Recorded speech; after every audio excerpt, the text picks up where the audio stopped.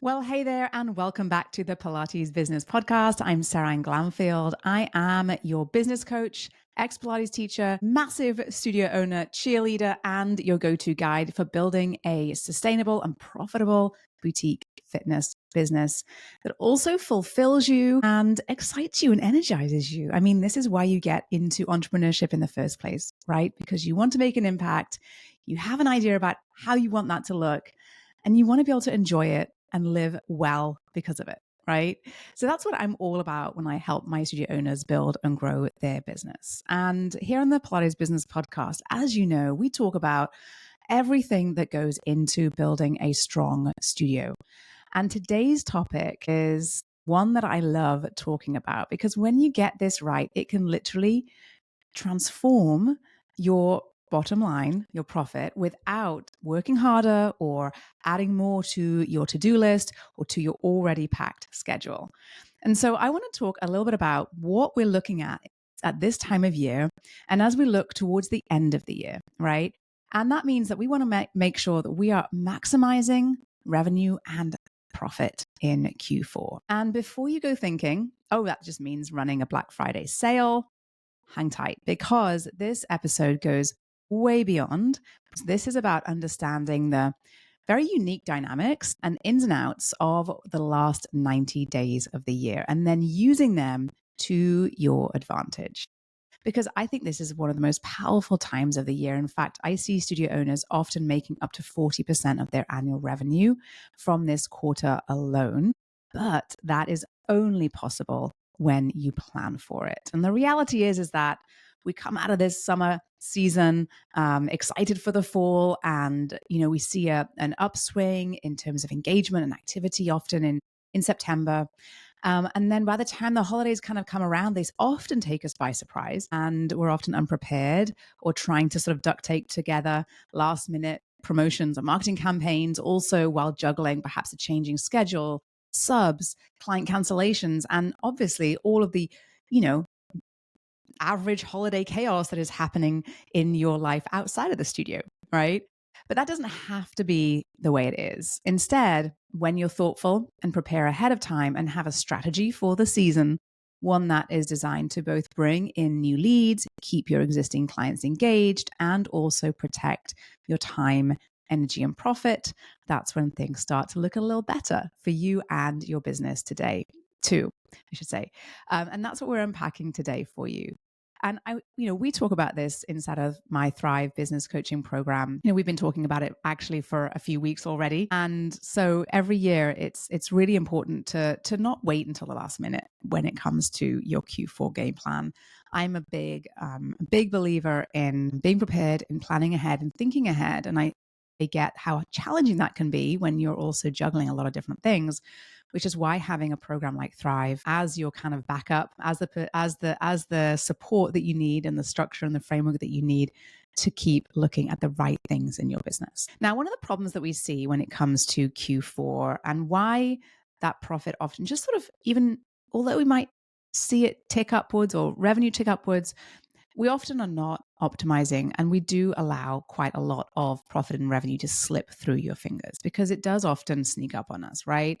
1 minute it's back to school, then it's Halloween, Thanksgiving, and you're then well into the holiday season, New Year, and before you know it, you're in the middle of January and felt like whiplash, right? And so what we want to do is, instead of approaching Q4 with okay, I'm just going to get it all done, and then, at some point I will, recharge my batteries. I want you to enter Q4 with more strategy than that so that you can make sure that you're not missing out on any revenue opportunities in your business. And I think sometimes at this time of year, especially, classes are full again, right? We're beyond the sort of perhaps the lulls of summer, but we often are, dealing with that, right?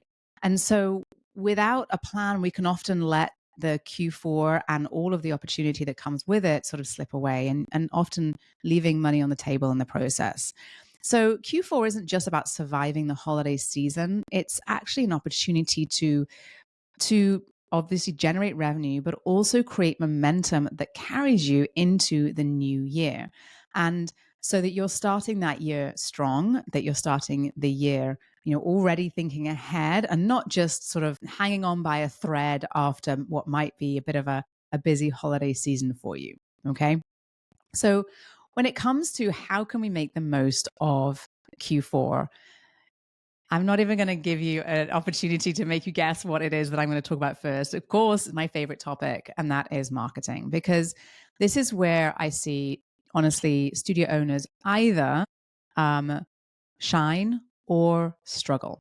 Okay. And I will say that what makes Q4 so powerful from a revenue perspective is that it's full of these natural buying triggers, right? These opportunities, these activities, these celebrations that are often formed around very natural buying activity. Routines are back in full swing, and we know that there is a lot of different times and seasons in this next few months where people are going to be spending money. People are primed to spend more money. Your clients are already spending. And the question is whether or not they are spending with you, right? So more importantly than just throwing out a promotion that is a discount, we want to make sure that our messaging connects with where your clients are right now. And again, you're going to hear me say that if you are simply throwing away money via discounts to try to get new people in the door, your business and your bank account will suffer. And so instead of just saying something like join now and save 10% or get 50% off when you join during our Black Friday sale, you want to wrap that into messaging that goes alongside it that meets your clients where you are and highlights the benefits of what you do and how it impacts them. So this isn't just about saying save money or get a discount. It's also about saying, hey, are you stressed out? Do you need a reset before the holidays? What about a holiday survival pass, right? And all of these kind of more creative ways to show up in your clients' lives and to showcase what it is that you do also highlights benefits of what you have to offer, creating actually a much deeper connection to your studio business. So marketing in Q4 is not about being louder, and it's certainly not about having the deepest discount. I would encourage you to make it about being as relevant as possible to your clients. And when you plan your Q4 campaigns ahead of time, whether that's your Black Friday offer, your gift card promotions, or perhaps even programs for the new year, you're able to spend some time to get creative around that messaging. And you avoid the last minute stress. And ultimately, you will reach that goal of higher conversions. So we're looking in Q4. Yes, we are indeed looking in Q4 to get new clients in the door with messaging and marketing that resonates. Absolutely, we do not want our marketing to get stale, and we do not want to ignore those new clients, even though perhaps it is the end of the year and you're assuming people are going to wait until the new year to commit. What we see time and time again is that this is often a time where people are looking for a fresh new way to move their bodies or a way to take care of themselves and prioritize themselves. So don't miss out on that. Now, the other thing that many studio owners forget is that, and this is something that, I talk about a little bit here and there, but I really want to highlight for you here today, which is that when it comes to growing your studio, the growth comes from new clients, yes, but it also comes from your loyal clients. In Q4, retention becomes even more important. Okay, because as you know, and as we all are in that world where we are busier, a little bit busier with the seasons, perhaps a little bit more distracted. There might be a few more things happening and going on in the lives of your clients, just like perhaps there may be in your life too. And because of that, yes, we're all a little bit more overwhelmed, perhaps have a little bit more on our plate. And naturally, it's going to be more difficult to make it to class, right? But that's also, and this time of year is also, I will say, when community and when consistency really matters most. So in this season, in the Q4 of this year, I want you to focus on keeping your current clients engaged and spending. And there's lots of different great ways to do this. Some of the ideas that we've dove into in a lot of depth inside of Thrive include things like having challenges or events in the studio. And there's a lot of different ways you can promote those and make them really fun and engaging for your community. So you want to think about how can you keep your clients as active in the business as possible, because the more active they are, the more they are going to spend, the more that you will see a consistency in your revenue over those Q4 months, and the busier your business will be, and you won't lose that energy that we all know and love about your studio. So the easiest way to maintain consistent revenue isn't just to get new clients in, it's also to take really, really good care of the clients that you already have. So remember that the clients who stick with you in December are the people who will also be the one who will sort of create that stable revenue in January as well. Okay. So retention still is absolutely critical at this time of year. And I really encourage you to focus on that and continue to focus on that. Now, let's talk a little bit about what's happening behind the scenes, right? Because you can run the best campaigns in the world, but often this is a time where the schedule gets a bit messy. We know that some classes aren't going to work. You probably will close your studio for some or a few days. And that means that you're juggling classes and also communication with clients. Your teachers may need to take some time out for their own sort of personal festivities. And so you're looking for coverage every single week. And this means that there is a possibility that not only will your revenue perhaps take a bit of a hit, but so will that sort of behind the scenes operations and admin that you're dealing with, most likely on a day-to-day basis. Okay. And so when it comes to the operations of your business, especially when it comes to the day-to-day that, I think this is a very unique time of year where we see this level of disruption.